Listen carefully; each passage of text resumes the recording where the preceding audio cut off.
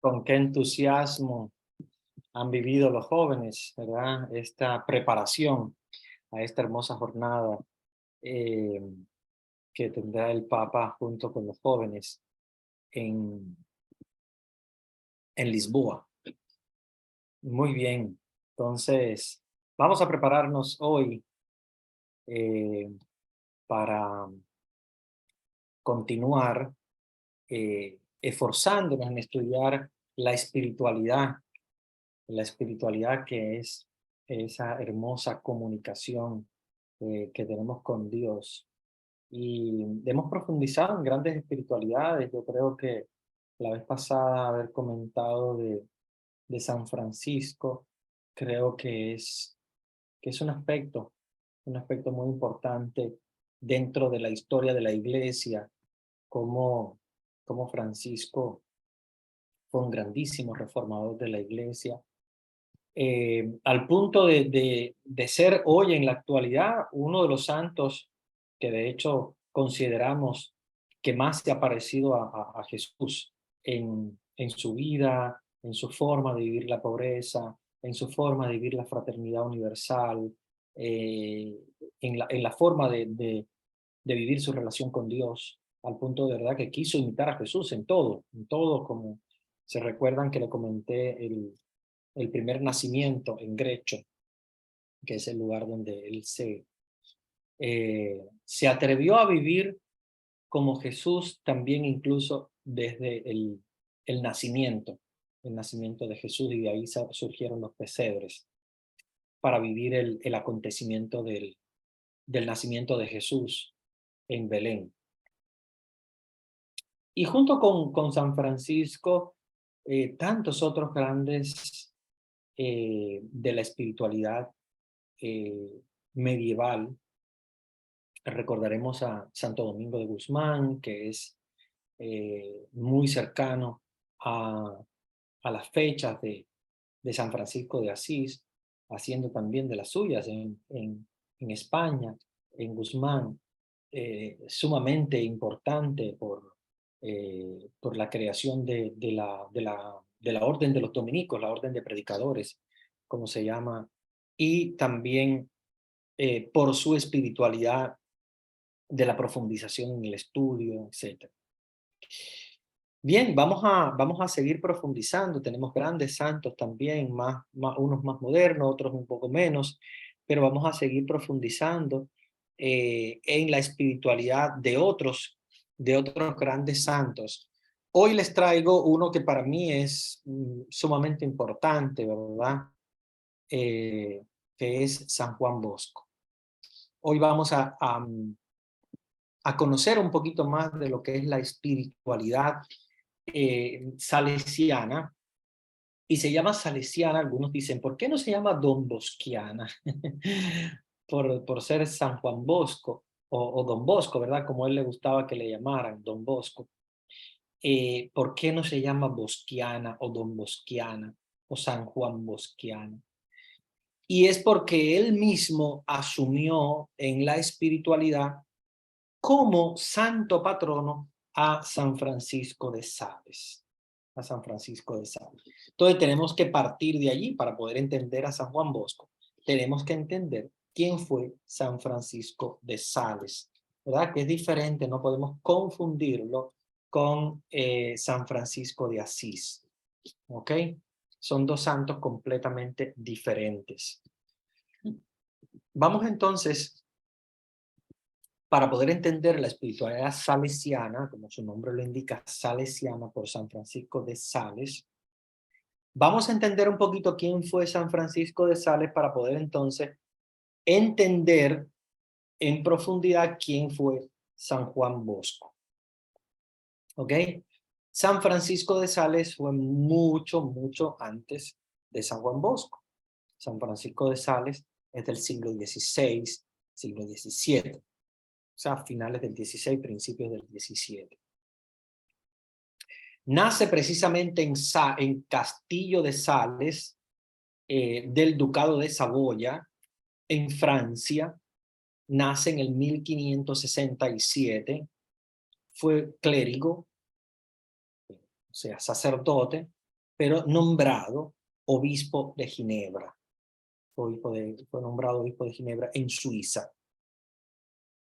Nunca pudo ocupar su puesto, su lugar, su sede como obispo de Ginebra por el calvinismo. Vean lo importante que tuvo su función, que aunque no pudo llegar a ocupar debido al calvinismo. O sea, los calvinistas nunca permitieron que el obispo pudiese llegar al lugar. Entonces, recuérdense que el calvinismo es una corriente protestante, que es, para que ustedes tengan una idea, es prima hermana, más o menos para que entiendan, de lo que fue la reforma luterana, o sea, de los luteranos. Recuérdense que Lutero fue el primer iniciador de la reforma protestante, pero el segundo fue Calvino, ¿ok?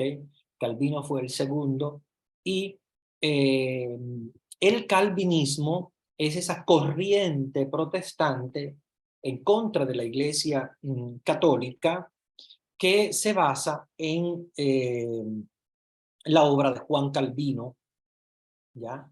Que fue un teólogo que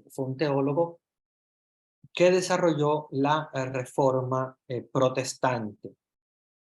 Y eh, Juan Calvino, que era precisamente de Ginebra, por eso es la importancia que tiene el hecho de que este San Francisco de Sales haya sido nombrado obispo de Ginebra, porque Calvino fue un teólogo y filósofo francés, iniciador junto con Lutero, de la Reforma Protestante, fundando el movimiento del calvinismo en Ginebra. Fue religioso desde su juventud, se dedicó al estudio en profundidad de la teología. Estudió en el mismo lugar donde estudió Erasmo de Rotterdam y San Ignacio de Loyola, dos grandísimos teólogos católicos. Su padre era abogado, por lo tanto, entró en la Universidad de París a estudiar Humanidades y Derecho ya desde pequeño, a los 14 años. Y así hizo una gran carrera. No se sabe cuándo hizo su conversión, porque como sabemos era católico, sacerdote, pero fue condenado por delito de sodomía, que se castigaba en esa época con la hoguera. Y entonces él, digamos que como manera de escapar de eso, se convierte, no se sabe exactamente en qué momento, pero se convierte en protestante en contra de la doctrina católica. Hace un discurso en la universidad bastante fuerte, que hace que el parlamento incluso de la universidad haga un proceso en contra de él. 5 puntos son los puntos más importantes del calvinismo, que prácticamente son los puntos que él recoge para la doctrina. No me voy a dedicar mucho a hablar de esto porque obviamente vamos a concentrarnos en la espiritualidad católica, pero bueno, para que ustedes sepan en qué entorno geográfico vive San Francisco de Sales. Entonces, el calvinismo, antes que nada, su primer punto es que la gracia, ¿verdad? La gracia es soberana. O sea, que ellos, según la interpretación que hacen de Romanos 3, del 10 al 12, enfatizan la depravación de la naturaleza humana, o sea que el ser humano es depravado por naturaleza, y que somos incapaces de seguir a Dios y poder escapar de la condenación. Y que solamente la intervención divina, solamente la intervención de Dios puede, en este caso, salvarnos. ¿Ok? Se recuerdan siempre las sola fides de Lutero, la sigue también Calvino, enfatizando la soberanía de la gracia. O sea que solo la gracia de Dios nos va a salvar porque el ser humano es depravado y no puede absolutamente de ninguna manera hacer nada para poder salvarse. Segundo punto es la fe. Solo la fe, solo la fe basta, solo la fe es la que nos salva y que por supuesto la fe es la que nos da la vida de la gracia de Dios. La actitud de los hombres ante la depravación total determina una actitud hacia lo incondicional, o sea que prácticamente si el hombre en verdad está muerto, está prisionero y ciego, o sea que no puede absolutamente hacer nada para su salvación, entonces el remedio a todas estas está fuera del hombre, por lo tanto solamente en Dios. El otro punto, el tercer punto, que es un punto central, es el propósito, ¿verdad?, de la muerte de Cristo en la cruz, que no es accidental de ninguna manera, sino que hombres y mujeres estamos salvos por la fe en Dios. Y para que el propósito de Dios, conforme a la elección, permaneciera, entonces, por eso es que de esta manera Dios marca, ¿verdad?, al ser humano. La gracia es irresistible, por lo tanto no podemos resistirnos de ninguna manera. Es voluntad de Dios, el hombre no puede absolutamente usar de su libertad ni para rehusarse ni nada. La gracia es la que completamente maneja al hombre. Acuérdense que nosotros los católicos no pensamos que sí la gracia te marca, sí la gracia hace en nosotros, pero partimos también de la voluntad del hombre y de la libertad del hombre para poder aceptarla o no.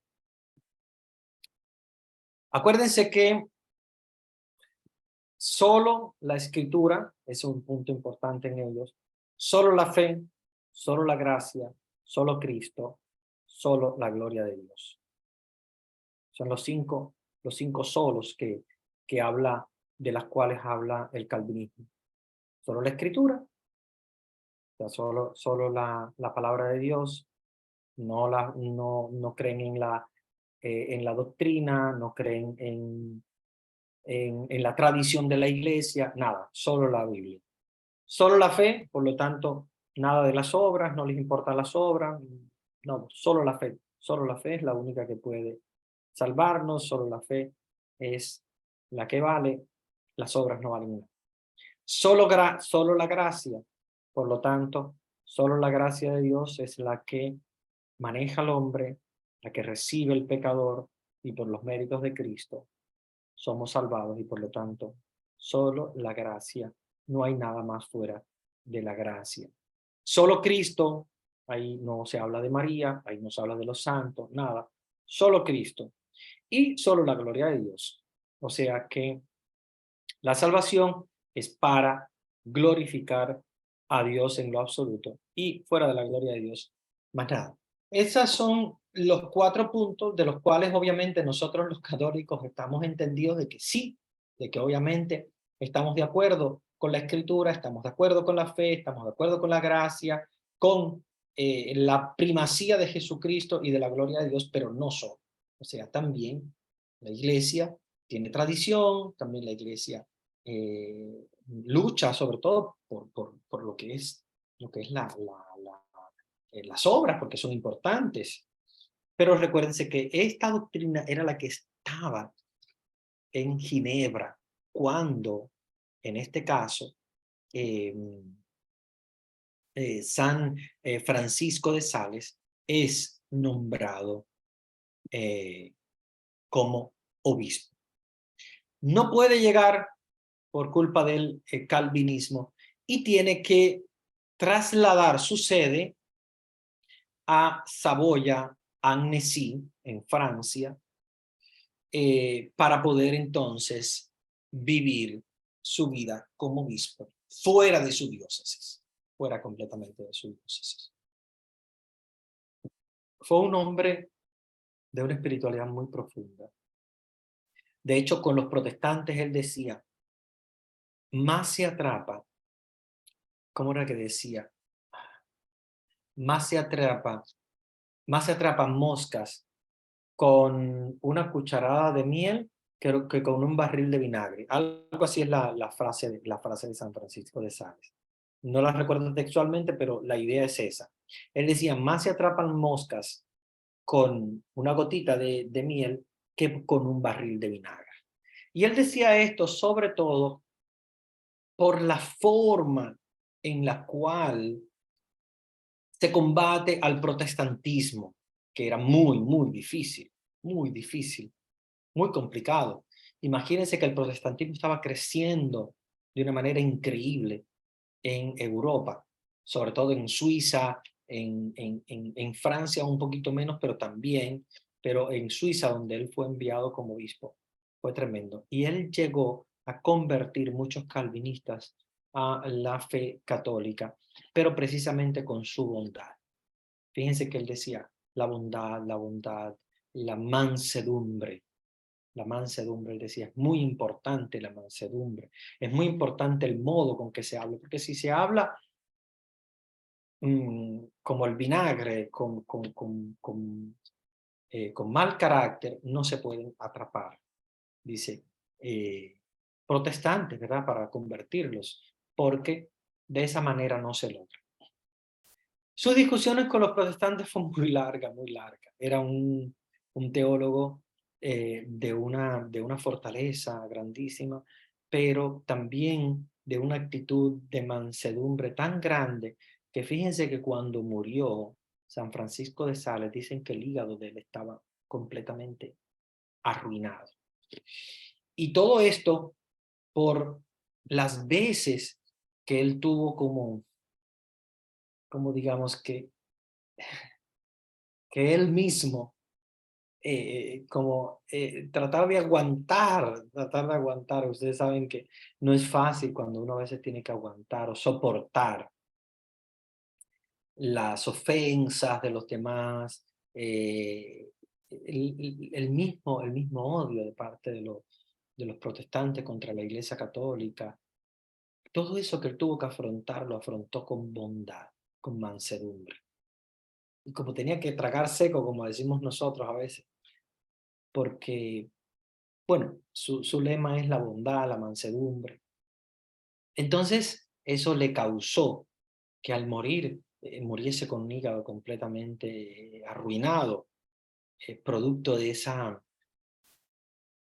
tener que presentar una cara buena ante las acechanzas fuertes del calvinismo en esa época. Un hombre con una intención de estudio muy fuerte, muy inteligente, muy dado a los estudios, no solamente en Derecho, donde él comienza en la Sorbona, sino también en la Universidad de Padua y estudiando teología.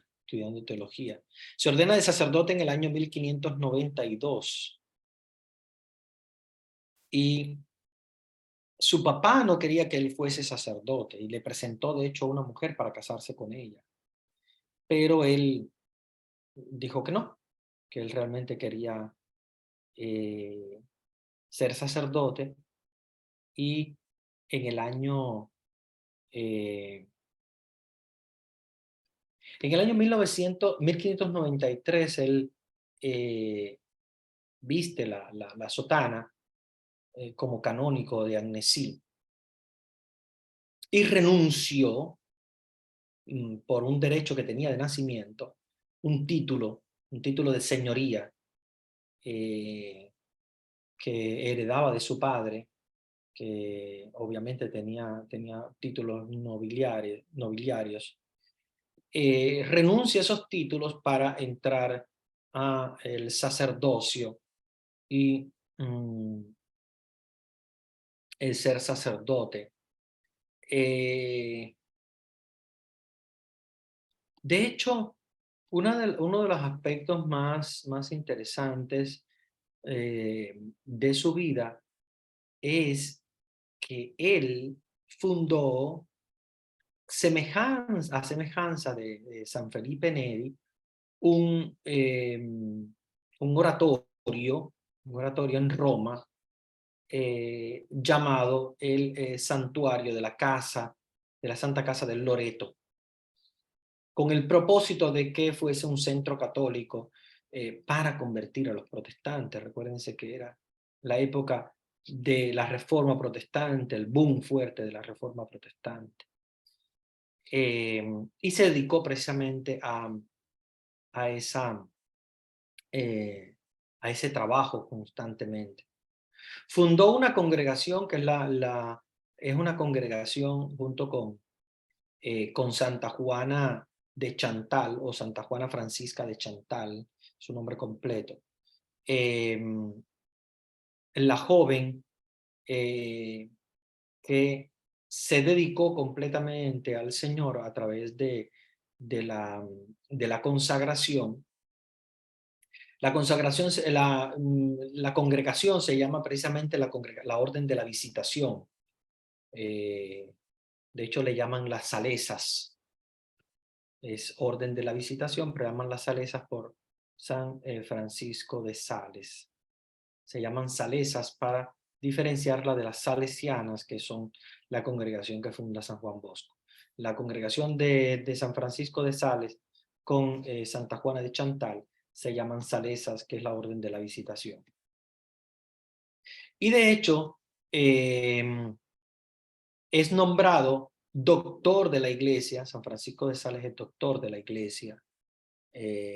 Recuérdense que doctor quiere decir que ha aportado con sus enseñanzas a la doctrina de la Iglesia Católica, y por eso reciben el nombre de doctor de la Iglesia. Son santos, pero son también doctores. Escribió mucho, escribió muchísimo, se pueden leer mucho. Es una de sus obras más importantes, se llama Introducción a la vida devota, que es un libro publicado en el 1608 y que ofrece como consejos devocionales a hombres y mujeres. De hecho, para todo el que quiera profundizar su conocimiento de la vida devota de San Francisco de Sales, pueden consultar esta obra, que es también muy importante. Es una obra también muy antigua, obviamente estamos hablando del 1600, pero también muy actual, muy bonita. Se llama Introducción a la vida devota de San Francisco de Sales. Bueno, les hablé de San Francisco de Sales para que entendamos entonces quién es San Juan Bosco y por qué San Juan Bosco toma a San Francisco de Sales como su patrono, o digamos su santo para inspirarse en él y crear después la congregación. Vamos a ver entonces cómo comienza San Juan Bosco su vida y cómo precisamente la importancia que tiene este santo en el desarrollo de una espiritualidad muy moderna, una espiritualidad muy actual. Estamos hablando de una espiritualidad ya del siglo XIX, que no es una espiritualidad antigua, es una espiritualidad sumamente moderna, ¿ok? No estamos hablando ya de unas espiritualidades del medioevo que tienen sus tendencias muchas veces incluso un poco neoplatónicas, al estilo, por ejemplo, de odiar el cuerpo, de renunciar a placeres del cuerpo, como por ejemplo la comida, o por ejemplo, o vestir silicios, o vestir cosas que puedan como dañar el cuerpo. No, San Juan Bosco, como sabemos, es el santo de una espiritualidad moderna que no odia el cuerpo, no odia a veces los placeres del cuerpo normales, dentro de la normalidad, como pueden ser, por ejemplo, la comida o las normalidades, ¿verdad? Del cuerpo, el cuidado del cuerpo. Entonces es una espiritualidad mucho más moderna, mucho más actual, mucho más cercana también a nosotros respecto a otras espiritualidades que hemos estudiado. San Juan Bosco, como sabemos, es italiano. ¿Por qué San Juan Bosco asume la espiritualidad de San Francisco de Sales, siendo San Francisco de Sales francés? Y lo interesante es la cercanía. Recuérdense que Francia e Italia tienen fronteras. Entonces, San Francisco de Sales es de la frontera con Italia y San Juan Bosco de la frontera con Francia. Por lo tanto, están prácticamente los dos bastante cerca a pesar de estar en dos países diferentes. San Juan Bosco nace con el nombre de Juan Melchor Bosco, o en italiano Giovanni Melchiore Bosco, Juan Melchor Bosco. Nace el 16 de agosto de 1815, aunque muchas veces cuando las personas le preguntaban qué día naciste, él decía el 15 de agosto. ¿Y saben por qué decía el 15 de agosto? Porque el 15 de agosto es el día de la Asunción de la Virgen y él era muy devoto de la Virgen. Y él decía, yo nací el día de la Asunción de la Virgen, el 15 de agosto. No era cierto, él había nacido el 16 de agosto, pero digamos que era una manera como de identificarse con una espiritualidad muy, muy mariana, porque San Juan Bosco es de una espiritualidad eminentemente mariana, de rezo del rosario diario con sus niños, de una espiritualidad muy, muy, muy fuerte, muy fuerte. Eh, Consagró su vida como sacerdote a la educación de los jóvenes. Pero bueno, vamos a ver sus inicios, que es lo más importante para poder entender por qué, ¿verdad? San Juan Bosco llega a este punto.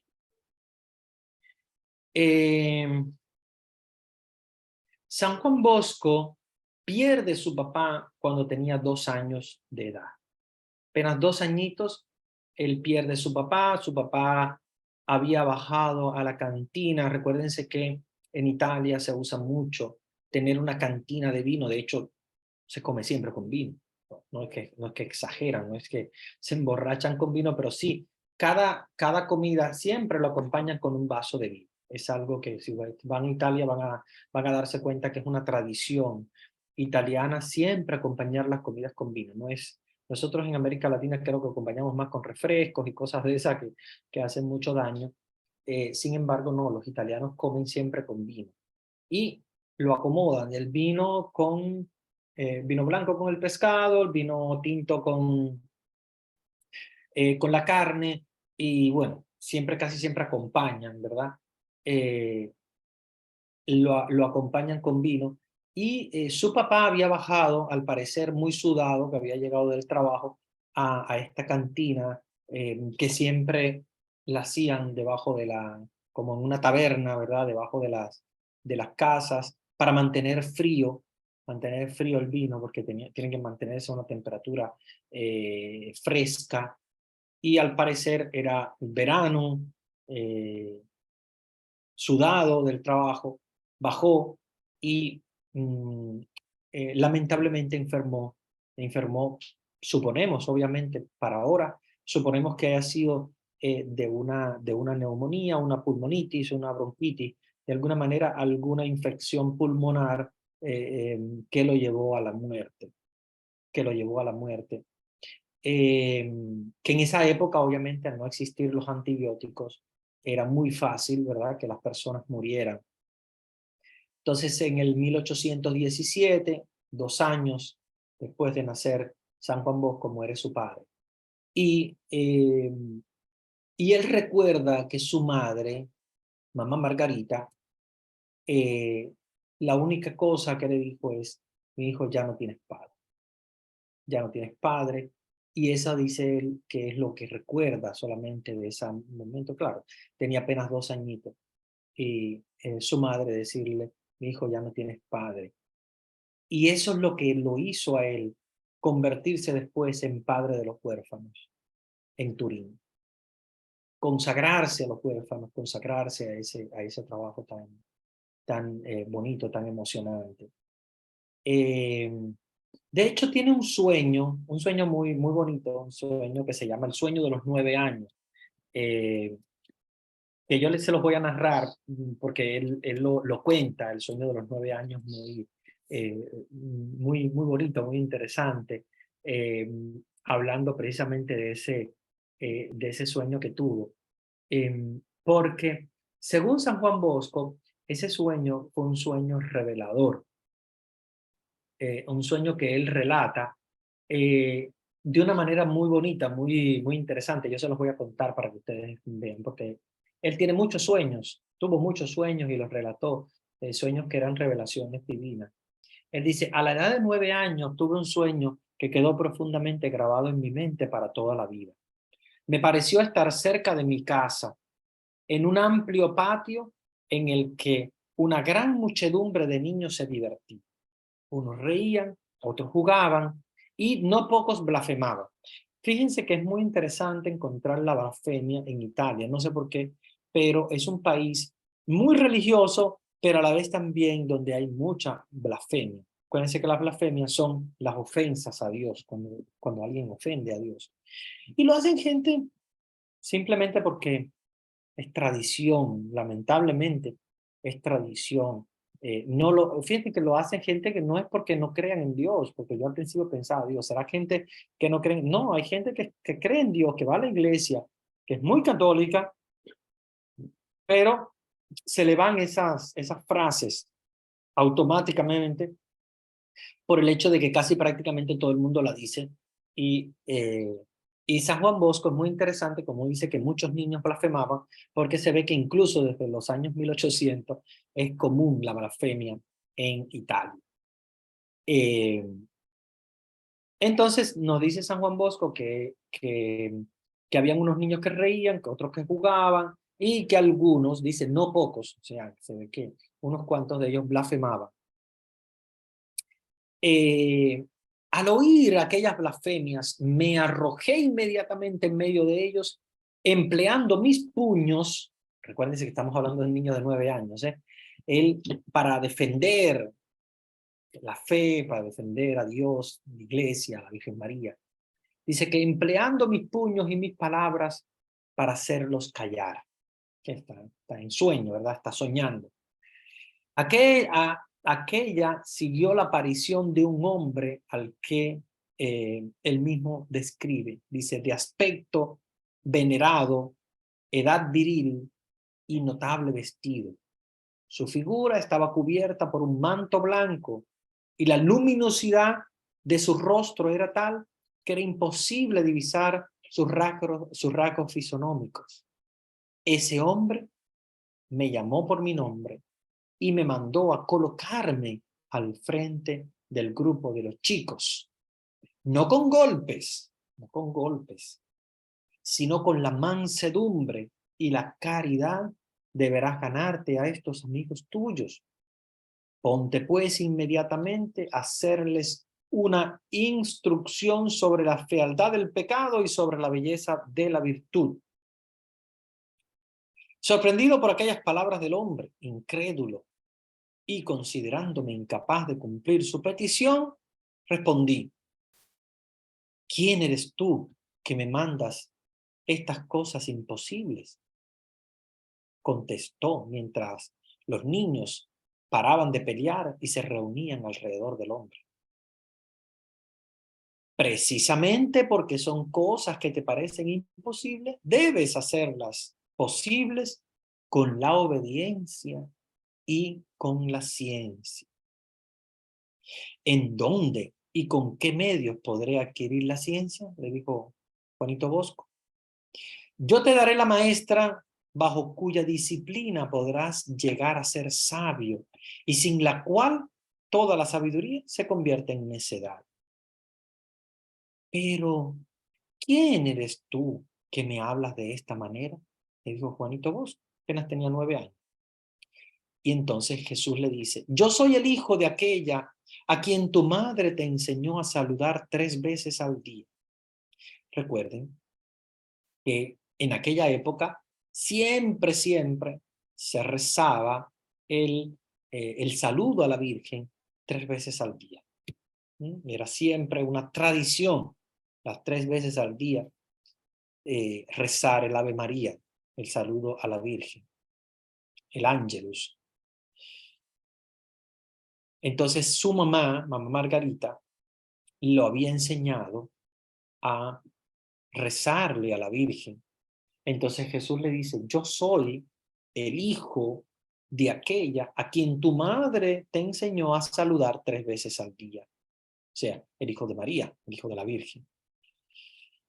Mi madre me dice que sin su permiso no me junte con los que no conozco, le dijo Juanito, ¿verdad? Su mamá le había dicho que sin el permiso de ella no se reuniera con alguien que no conoce. Por lo tanto, dime tu nombre. Jesús le dijo: el nombre pregúntaselo a mi madre. En ese momento apareció una mujer majestuosa. Su imagen era resplandeciente, vestía un manto refulgente, y al verle Juanito Bosco, aturdido por lo que sucedía, le indicó que se acercara a ella. Él se acercó, la mujer tomó la mano del pequeño entre las suyas y le dijo: mira, he aquí tu campo. Dice Juanito que en el lugar habían perros, gatos, osos y otros tipos de animales. Y aquí tu campo donde tienes que trabajar. Hazte humilde, fuerte y robusto. Y cuando veas que ocurre hasta ahora, lo que ocurre con estos animales, lo debes hacer tú con mis hijos, le dijo la mujer. Él vio a su alrededor, notó que no quedaba rastro de ningún animal salvaje, sino que en el lugar de los salvajes habían corderos, que con gozo danzaban alrededor del hombre y de la mujer. En ese momento el niño empezó a llorar y pidió que le explicaran todo aquello de una forma que ellos pudieran comprender, que él pudiera comprender. Y la mujer, o sea, María, se acercó a él y le dijo: a su tiempo lo comprenderás todo. A su tiempo lo comprenderás todo. Don Bosco, antes de morir, el año antes de morir, estaba precisamente en Roma y celebrando su última misa, la interrumpió más de 80 veces con llantos. Y según comentan, él estaba entendiendo este sueño en ese momento. Después del paso de los años, entendió por qué Dios, María, le habían dado esa misión y había entendido, ¿verdad?, que había cumplido su misión hasta el final. A su tiempo lo comprenderás todo. Es interesante porque es una experiencia de Dios muy fuerte. Después él comenta con su familia era muy pequeña, apenas le quedaba la abuelita la mamá, dos hermanos, un hermano mayor y un hermano menor. El hermano mayor, Antonio, que era hijo de su papá, pero no era hijo de su mamá. Sin embargo, su mamá lo había acogido como hijastro y de hecho, a pesar de que el papá había muerto y esa no era la mamá, mamá Margarita lo asumió como hijo, parte de la familia. Eh, y su hermano menor, que es José, que sí es hijo de padre y madre. Y él le comentaba a todos el sueño que había tenido. Apenas tenía 9 años. José era muy chiquito, ni siquiera dijo nada. Pero su mamá le dijo, ¿quién sabe? Tal vez vas a ser sacerdote. Y el hermano mayor le dijo, no, eso es que vas a ser, porque él tenía muchos problemas con el hermano mayor. El hermano mayor no quería que él fuera sacerdote. Lo que quería era que fuera al campo, que le ayudara a trabajar en el campo. Y el hermano mayor le dijo, tú vas a ser capitán de malhechores, de bandidos. Le dijo, eso quiere decir el sueño, que vas a ser un capitán de bandidos, de malhechores. La abuelita, que era la que no hablaba mucho, al final le dijo, los sueños, sueños son. Y ahí quedó todo. Él entendió todo al final de su vida, cuando se dio cuenta de que había creado ya toda esa congregación que Dios le había mandado a crear y ese grupo para salvar a los jóvenes. San Juan Bosco vive en un contexto histórico sumamente difícil. Estamos hablando de las guerras, de la reunificación italiana, donde había una lucha muy fuerte contra el Papa. En la reunificación italiana, llevada a cabo por Garibaldi, eh, había una lucha muy fuerte contra la Iglesia. Estaban los reinos, los reinados, el reino de las dos Sicilias, estaba el Lacio, que era el Papa, el dueño de prácticamente todo el Lacio. Estaba el reinado de Cerdeña, estaba el reinado de la Venecia, la Gran Venecia. Y la reunificación italiana fue fuerte, porque se reúnen en un solo país, Italia, varios reinados, y uno de ellos es el reinado donde estaba el Papa, lo que es hoy el Vaticano, pero era mucho más grande, hasta que la guerra hizo, ¿verdad?, la reunificación de toda Italia y la firma de los tratados lateranenses con el Papa, asumiendo solamente el territorio del Vaticano, lo que es ahora el Vaticano. Ese contexto fue difícil porque fíjense que, empezando porque estaba prohibida la creación de congregaciones, y de hecho él fundó una congregación, la congregación salesiana. Estaba prohibido incluso todos los actos que fuesen clericales en favor del Papa o en favor del clero o de la iglesia. Y fue muy fuerte, fue un ataque muy fuerte. Al punto que San Juan Bosco trabaja bien las cosas y el que le da la pista es precisamente un hombre que ya antes de morir había luchado mucho en contra de él como sacerdote, había luchado, un alcalde, en contra de San Juan Bosco. Un alcalde había luchado mucho en contra de él y de su trabajo con los jóvenes. Y antes de morir le dice, a don Bosco le voy a dar un consejo. Su congregación fúndela, pero no le llame congregación, porque si le llama congregación, no se la van a aprobar. O sea, a nivel del país, recuérdense, no estamos hablando del Papa, estamos hablando del país. El Papa estaba apenas refugiado por la guerra, porque estaban en la reunificación italiana. Pero a nivel civil le dijeron, San Juan Bosco, no funde una congregación, funde una sociedad. Llámela sociedad y usted verá que no va a haber problema, porque basta que no tenga nombre de religioso.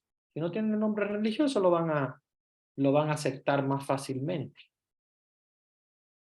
Entonces, llame a la sociedad,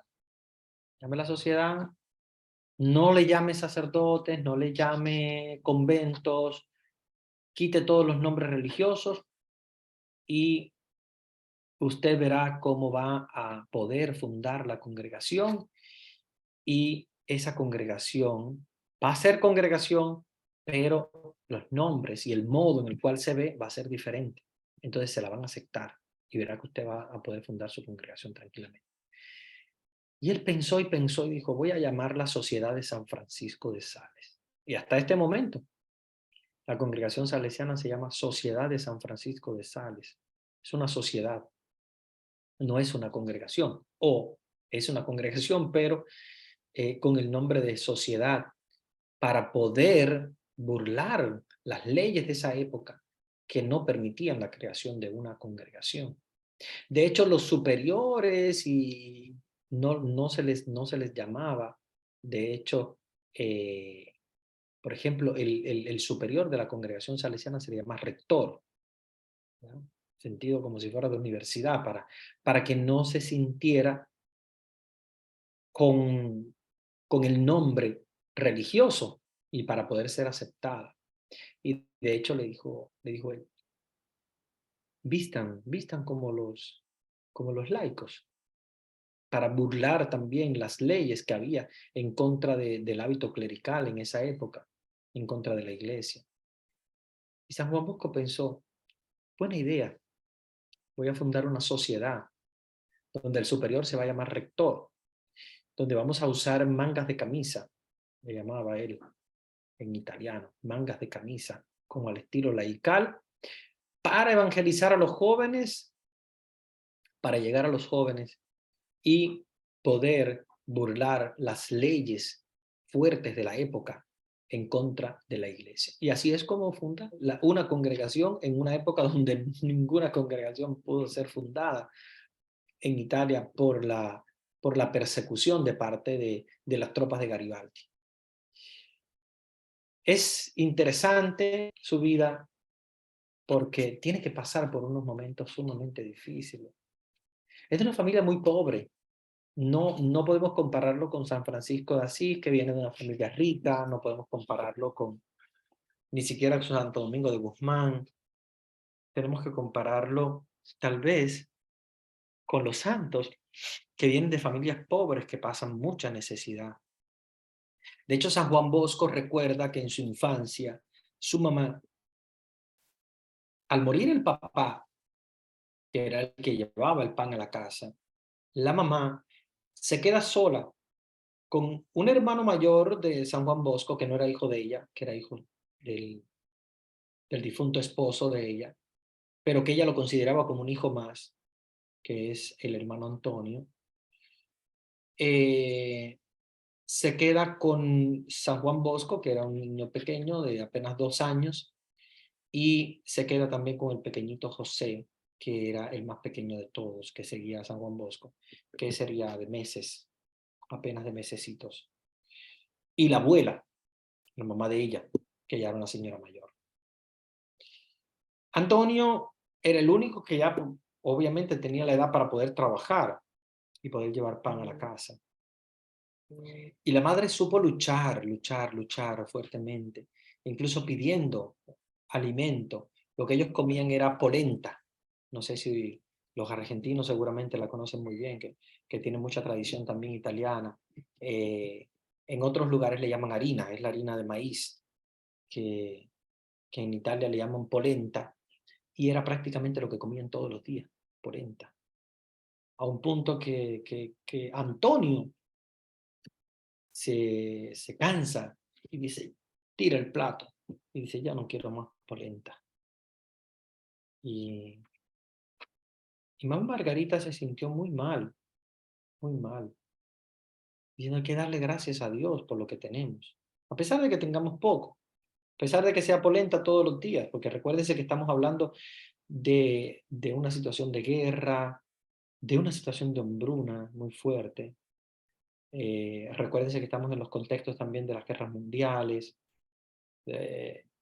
Y, y hay una situación que a San Juan Bosco golpea muchísimo, que es en torno a, a la, a la revolución de la reunificación italiana, producto de la guerra. Ellos prácticamente se quedan sin comida y la madre tiene que ir a pedir comida a, a las casas vecinas e incluso mandarlo a él para que él pudiera cumplir sus sueños de que quería estudiar, porque le gustaba estudiar, le gustaba el estudio, de irse entonces a casa del sacerdote, a la casa curial, para que el sacerdote le enseñara y él pudiera también ayudar al sacerdote en los quehaceres de la casa. Lamentablemente es una vida muy dura, porque Don Caloso muere. Don Caloso muere.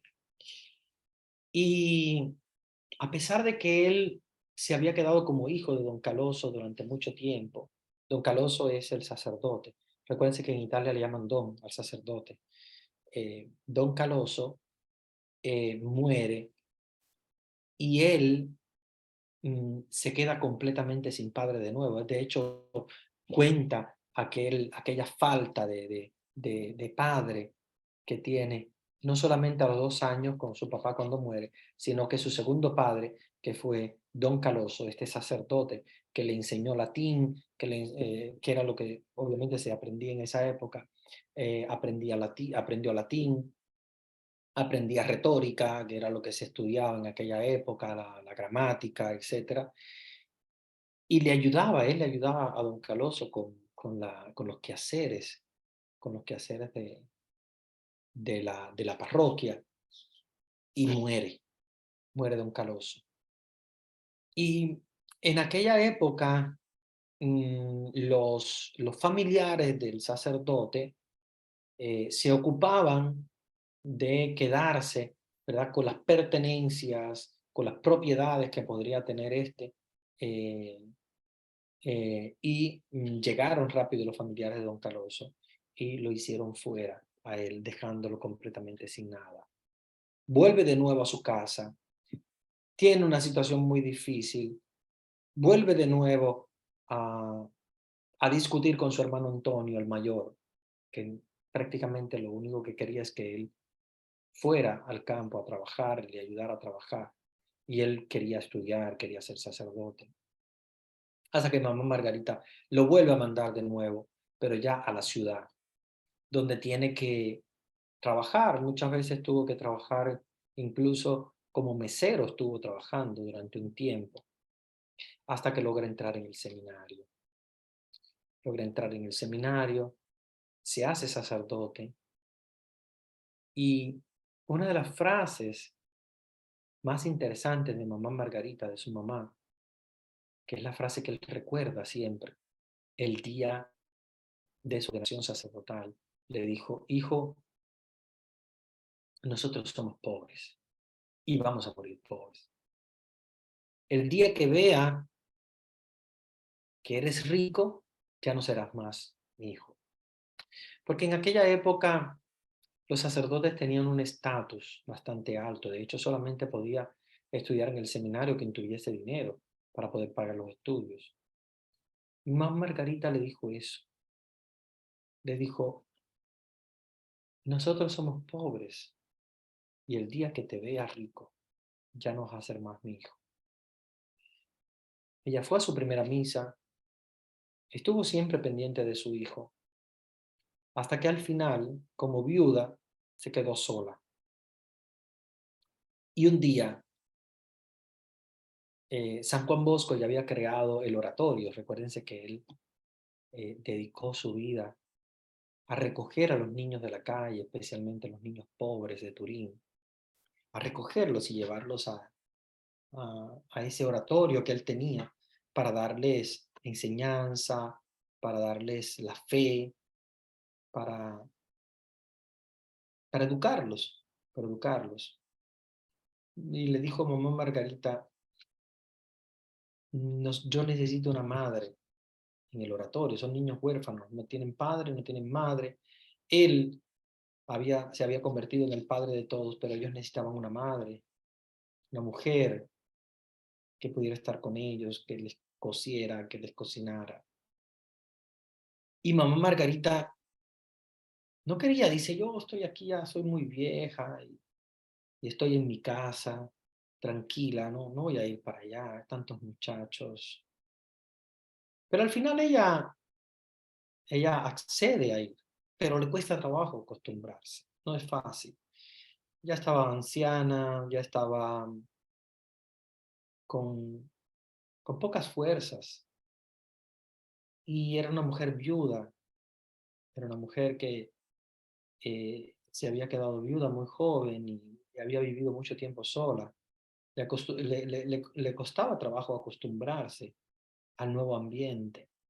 Imagínense, son niños huérfanos de la calle, donde la traían loca de un lugar a otro. Mamá Margarita, mamá Margarita. Y ella a un cierto punto le dice a su hijo, yo quiero irme, hijo, ya para mi casa, yo quiero volver a Ibeschi, que es de donde ellos son, estaban en Turín, pero ellos son de un pueblecito llamado Ibeschi. La traducción es Los Viejos. El, el, el, el pueblecito se llama Los Viejos, Ibeschi. Y Juanito Bosco, Juan Bosco, que conocía muy bien la fe de su madre, no le contestó nada. No le dijo, mamá, quédate, o mamá, sí, vete, porque de verdad, no. Él solamente, cuando ella le dijo eso, él miró el crucifijo. Así, miró al crucifijo, a la cruz. Y mamá Margarita simplemente dijo, ya entendí, ya entendí.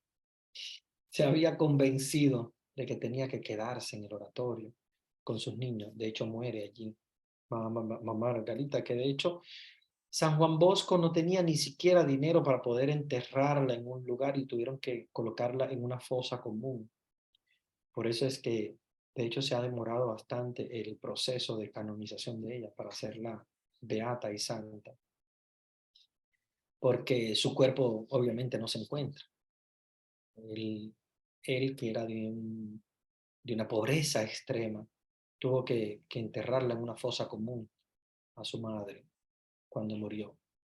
Su madre que no tenía dinero, pero dio todo por el oratorio, por los niños de San Juan Bosco, al punto de que un día se estaban quedando sin comida y lo más precioso que tenían las mujeres de esa época, que era el vestido de su boda, lo vendió.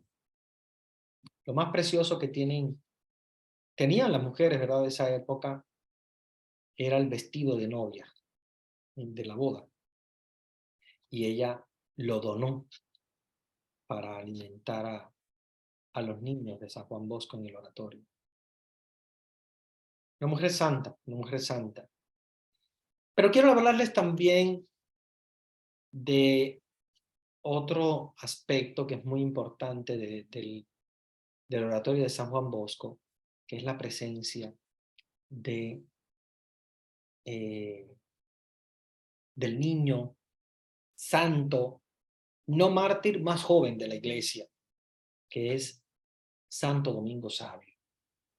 Hay santos más jóvenes que él, hay santos que han muerto más jóvenes que él. De hecho, Santo Justo y Pastor murieron con 6, 9 años, pero son mártires, murieron mártires. Sin embargo, Santo Domingo Sabio no murió mártir, y de los no mártires, él es el más joven de todos, murió con 14 años. Se acercó al oratorio de San Juan Bosco y se acercó porque sus papás lo llevaron para conocer a San Juan Bosco. Y él le pidió a San Juan Bosco, yo quiero serme santo. Y San Juan Bosco aceptó, dijo, está bien, te voy a ayudar a hacerte santo. hace un propósito de no pecar, hace un propósito sumamente hermoso de no pecar, es un propósito de acercarse a Dios. Y muere en santidad de pecado, muere en santidad antes de cometer cualquier tipo de pecado, muere en santidad con 14 años antes de cumplir los 15. Muere de muerte natural, o sea, de una enfermedad. En aquella época, cuando las personas se enfermaban de una infección, normalmente le hacían unos procedimientos que se llaman sangrías, o sea, le sacaban la sangre, porque pensaban que en la sangre estaba la infección. Entonces, pensaban que sacándole la sangre podían sacarle la infección, porque no existían los antibióticos. Y era un joven que muy delicado, muy enfermizo, muy débil, que de hecho se fue apagando como una velita y muere en santidad eh, antes de cumplir eh, los 15 años. Es un, es un niño sumamente santo, es un niño que nosotros podemos ver, no solamente para los más jóvenes, sino también para todos. Creo que, creo que es algo muy importante poder entender eh, la vida de San Juan Bosco y, y poder entender cómo la vida de Santo Domingo Sabio se entrelaza con la vida de San Juan Bosco, ofreciendo una santidad sumamente nueva, una santidad moderna, una santidad que se le puede proponer a un joven de hoy. Santo Domingo Sabio no es un joven antiguo, es un joven muy moderno para los niños de hoy, para los adolescentes de hoy. Y es una espiritualidad muy moderna, es una espiritualidad sumamente moderna, una espiritualidad sumamente hermosa en cuanto a la vida cotidiana, en el deporte, en los estudios. Es, es sumamente importante para la juventud de hoy. ¿Cómo precisamente un niño o un adolescente pueden llegar a la santidad si Dios se lo propone? Si Dios realmente se lo propone. Eh, San Juan Bosco ayudó a Santo Domingo Sabio, a este niño, igual también a otros dos más que no son santos, pero que algún día pueden llegar a serlo. Fueron niños ejemplares en el oratorio de San Juan Bosco. Uno de ellos fue Francisco Besucco y el otro Miguel Magone. Los dos, o los tres, junto con Santo Domingo Sabio, se proponen prácticamente como modelo de santidad. Y una santidad muy moderna, una santidad donde hay deporte, donde hay juego, donde existe, ¿verdad? La cotidianidad, lo normal, no una santidad como santurrones, digamos, de antiguos, no. Una santidad moderna, una santidad de la cotidianidad, como decía San Juan Bosco, lo cotidiano, la vida cotidiana. O sea, el hacerse, eh, el hacerse santo en medio de la realidad del mundo, sin tener que hacer cosas extraordinarias o grandes, eh, sino la santidad de lo cotidiano.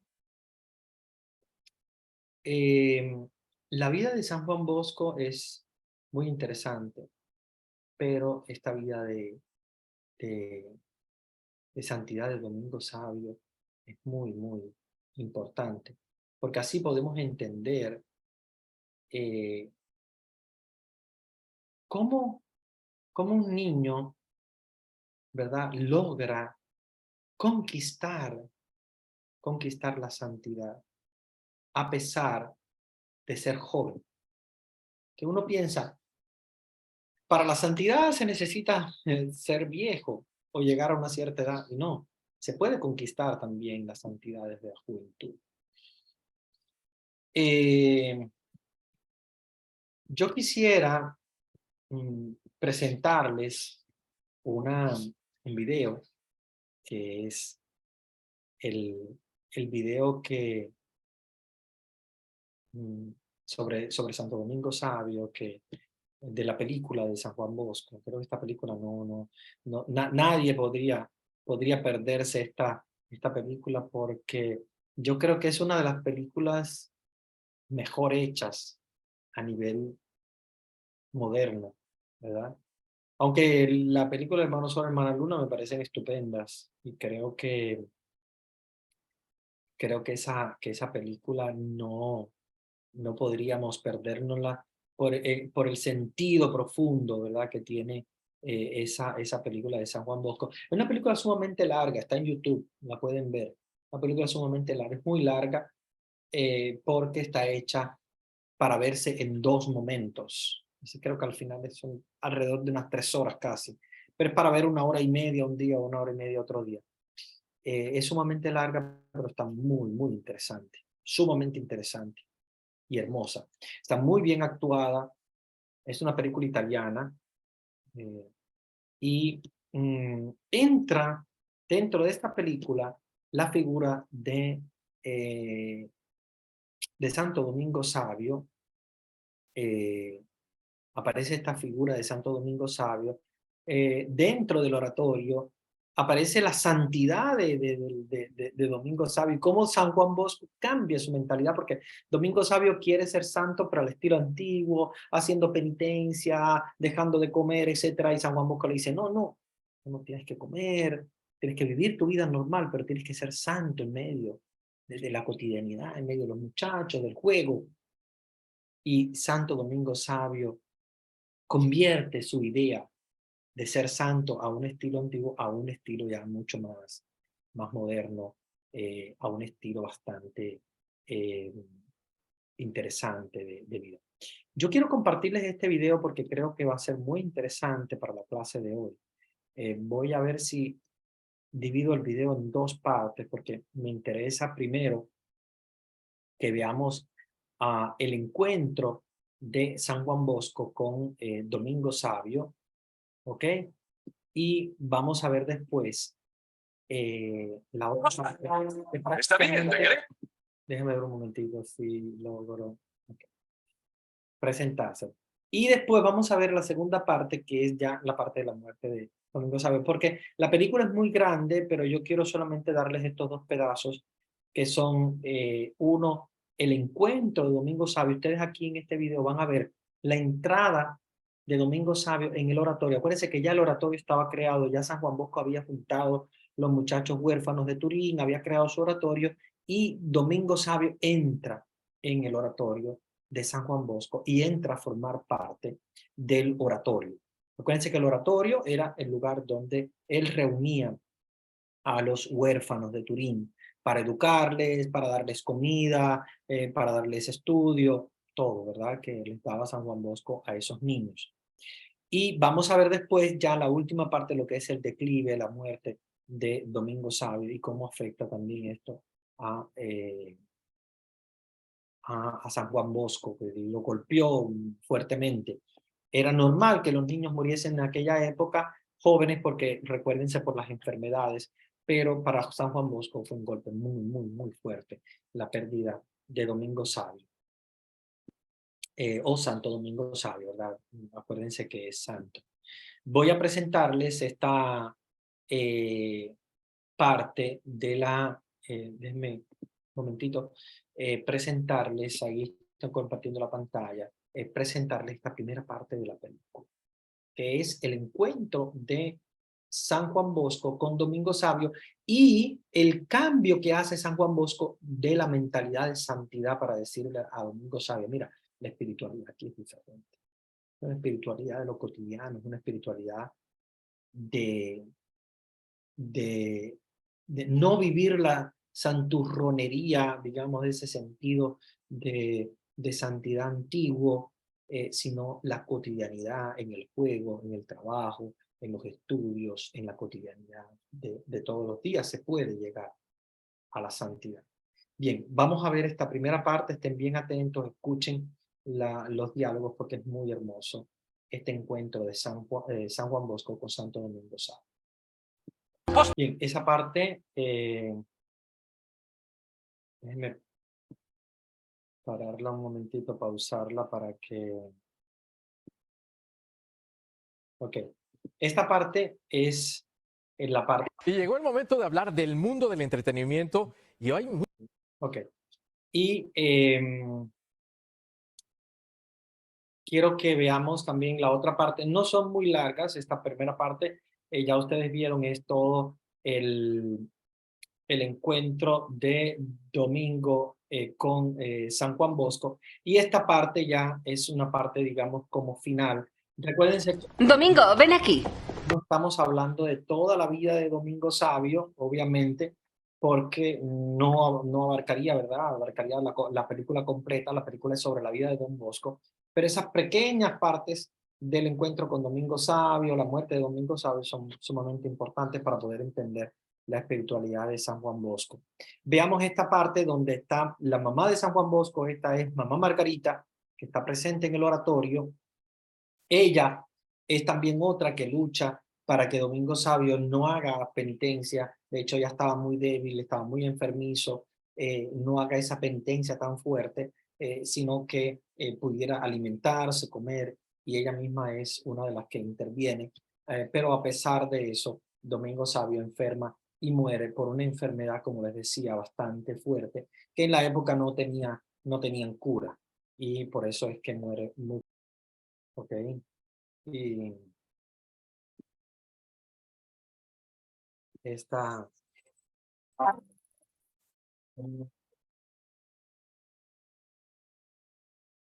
y esta es la parte ya pues final de la muerte. Es muy emotiva en la parte esta porque es sumamente hermosa de la muerte de Santo Domingo Sabio. Como ustedes ven, es una parte súper emotiva para San Juan Bosco, que obviamente pierde un niño del oratorio. Ahí están los papás de Domingo Sabio, como ustedes vieron, está mamá Margarita. Está el sacerdote que ven que es Don Cafaso, que era el director espiritual de San Juan Bosco y que ayudaba también en el oratorio. Y están también los niños del oratorio. San Juan Bosco creó una espiritualidad muy fuerte, una espiritualidad basada sobre todo en, la, en el amor, en la confianza en el otro, en, en la cotidianidad, sobre todo la santidad de la cotidianidad, de lo común, no de cosas extraordinarias, no de hacer grandes penitencias, sino de la cotidianidad. Eso lo aprendió Domingo Sabio al entrar en el oratorio. Lamentablemente era un niño muy enfermizo, ¿verdad? Y eso hace que muera.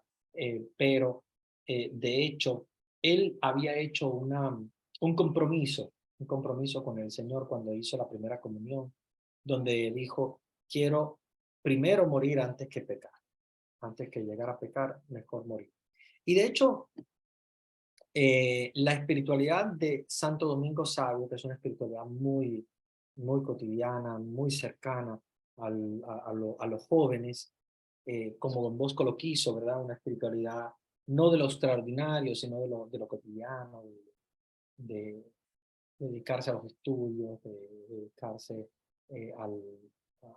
a compartir, ¿verdad? Con sus amigos, siendo un ejemplo de Dios, de compartir con los demás, incluso hasta su propio alimento.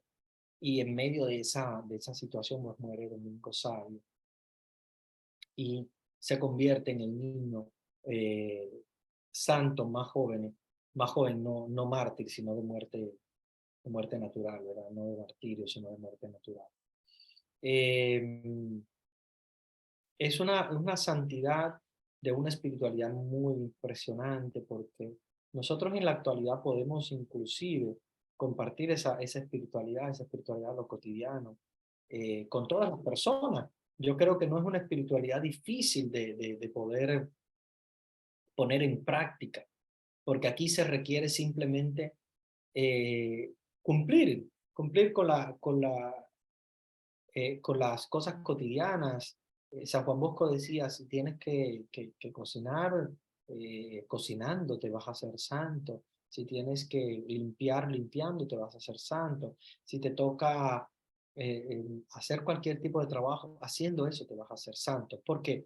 Porque vas a hacer las cosas de buena gana, porque vas a hacer las cosas poniéndole la voluntad y poniéndole amor de Dios a cada cosa que tú haces. Esa es la santidad. No hay que hacer cosas extraordinarias, no hay que hacer grandes penitencias ni grandes ayunos, sino simplemente cumplir con la cotidianidad. Si te toca hacer algo, hazlo de buena gana. Hazlo poniéndole amor a lo que haces y ya de ahí vas a lograr la santidad, porque la santidad no es difícil. La santidad requiere que tú simplemente pongas a Dios en cada cosa que haces. Voy a hacer eso, lo voy a hacer de buena gana y lo voy a hacer por Dios. Ya sea que me toque limpiar, ya sea que me toca estudiar, ya sea que me toque eh, hacer cualquier quehacer, lo voy a hacer pensando en Dios, dedicándoselo a Dios, y así lo voy a hacer de buena gana. Y esa es la santidad, esa es la santidad. No se requiere grandes cosas, no se requiere cosas extraordinarias, sino simplemente las cosas ordinarias. Y como decía San Juan Bosco, convertir las cosas ordinarias en extraordinarias. Ya se convierte en extraordinarias si yo trato de traer a Dios a eso que estoy haciendo. Estoy manejando, estoy yendo a cualquier sitio, estoy pensando en Dios y lo estoy haciendo por Él. Ya eso es convertir lo ordinario, lo normal, en algo grande, en algo extraordinario. Y por eso él funda la congregación salesiana para dedicarse a los jóvenes y tratar de expandir esa idea de santidad cotidiana a través de todo el mundo. Bueno, yo creo que hay aquí mucha tela por donde cortar, porque la espiritualidad salesiana yo creo que es conocida en muchas partes del mundo. Creo que la conocen muchos países. Argentina es uno de los países que más la conoce porque los primeros misioneros que salieron, los primeros misioneros salesianos que salieron de Italia, se fueron a evangelizar a Argentina, en Argentina. Y ya después se expandió por todo el mundo, pero los primeros salieron hacia Argentina. Y creo que Argentina es uno de los países que más conoce la espiritualidad salesiana. Pero después yo creo que ha ido a todos los países. Si mal no recuerdo, creo que hay una ciudad en América Latina, creo que es Panamá, que el santo patrono es San Juan Bosco. Igual también en Colombia hay grandes santuarios salesianos y creo que en casi toda América Central y América del Sur tienen grandísimas obras los salesianos. De hecho, en Ecuador en Quito hay una universidad donde yo estuve haciendo un curso, la Universidad Politécnica Salesiana de Quito, muy famosa, que llevan los salesianos. Y bueno, yo creo que en casi todas partes del mundo, ahora también con este movimiento de los jóvenes, los salesianos se mueven muchísimo porque recuérdense que la espiritualidad de los salesianos es espiritualidad juvenil. Y la espiritualidad juvenil es vivir la cotidianidad, o sea, vivir lo cotidiano, la vida diaria, pensando en Dios, poniendo a Dios en medio de todo y hacer las cosas ordinarias. No hay que hacer cosas grandes. La espiritualidad salesiana lo bonito que tiene es que no hay que hacer cosas grandes, hay que hacer simplemente lo que te toca hacer, pero hacerlo de buena voluntad, hacerlo pensando en Dios, dedicándolo a Dios y poniendo a Dios en el centro de todo lo que uno hace. Ya con eso está cumpliendo con la espiritualidad salesiana. Fíjense que es una frase de San Juan Bosco muy hermosa, que bueno, obviamente él expande a todos sus hijos, especialmente Domingo Sabio y los demás. La santidad consiste en estar siempre alegres, él decía. Hay que estar siempre alegre. Si toca pasar frío, estar alegre. Si toca pasar calor, estar alegre. Si te toca limpiar la casa, alegre. Si te toca cocinar, alegre. Si te toca trabajar, alegre. En todo momento estar siempre alegre, siempre optimista. Esa espiritualidad del optimismo es muy hermosa. Si ustedes la ponen en práctica en su vida, se van a dar cuenta de que cambian muchas cosas en su vida, convirtiendo precisamente la cotidianidad, lo normal de la vida, en extraordinario, viviendo la alegría de la fe. Muy bien, yo creo que de preguntas en el chat no más hay una sola, donde dice, padre, buenas noches, ¿cuál es la relación entre la fe y la política? Miren, esta es una pregunta muy interesante.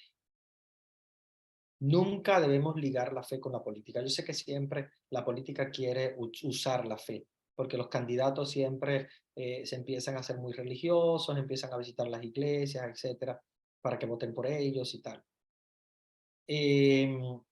Pero no podemos de ninguna manera confundir la política con la fe, porque de cualquier manera la fe siempre va a estar presente en cualquier lugar, en cualquier partido, en cualquier gobierno, la fe siempre va a estar presente. Entonces no podemos pintarnos de un partido u otro, aunque bueno, toca votar y hay que votar por un partido u otro. Pero Don Bosco no hacía política partidaria. De hecho, él decía, mi política es la del Padre Nuestro, decía San Juan Bosco. Mi política es la del Padre Nuestro, no hago política. Mi política es la del Padre Nuestro. Toca votar, obviamente, cuando hay que votar y hay que hacerlo por el mejor, por el menos corrupto, por el mal menor, siempre decimos, ¿no? Porque a veces no toca difícil hacer la elección, pero decía San Juan Bosco, hay que ser buenos ciudadanos, honrados ciudadanos, y por lo tanto como ciudadanos hay que votar. Pero si vamos a ir en profundidad a lo que es la doctrina social de la Iglesia, la doctrina social de la Iglesia siempre nos dice que la Iglesia no se mete en política partidaria, pero sí exige el bienestar social, eso sí. La Iglesia no exige política en el sentido de que la Iglesia no va a decir, nosotros apoyamos a tal candidato, no. Eso la Iglesia nunca lo va a decir. Ninguna iglesia debe decirlo, que no nos identificamos con un candidato u otro. Simplemente exigimos a cualquier candidato, a cualquier gobierno, la iglesia siempre va a exigir la justicia social. ¿Qué es eso?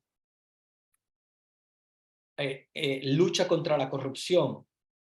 Exigimos salarios adecuados para los trabajadores, los que más se sacrifican, los más pobres. Dar a las personas necesitadas, pobres, como madres solteras, como niños desamparados, etcétera, darle lo que es necesario. Entonces, ahí siempre la política de la iglesia siempre va a ser política social, ¿ok? No es tanto política como más bien social. O sea, todo lo que es social, todo lo que es ayuda al necesitado, ayuda al pobre. Entonces, no es sencillo la relación fe-política, no se las podría yo resumir tan fácil, pero bueno, yo creo que más o menos ustedes captan la idea. No nos identificamos con un partido, no nos identificamos con un candidato, no hacemos política partidaria, pero sí, a todos los candidatos y a todos los gobiernos, la iglesia siempre va a exigir lo que es el aspecto social, o sea, la ayuda al desamparado, al pobre, a la viuda, al huérfano, a la persona necesitada, al pobre, a los trabajadores, porque en eso se basa la espiritualidad social de la iglesia, en exigir a todos los gobiernos, porque si te alías con un gobierno ya a ese no le vas a exigir, entonces no, la iglesia no se alía con ninguno porque le va a exigir a todos, de derecha, de izquierda, de centro, de cualquier parte, exigirle la justicia social en favor de las personas más necesitadas y en contra de la corrupción. ¿Ok? Pero, a pesar de que la iglesia no se identifica con ningún candidato, sí le recomienda a los laicos involucrarse en la política, o sea, hacer política partidaria, porque ahí donde están pueden evangelizar y ahí donde están pueden votar también y bueno, el voto es un derecho y un deber de todo ciudadano. Yo creo que eso es algo que en cualquier parte del mundo tenemos que tener en cuenta.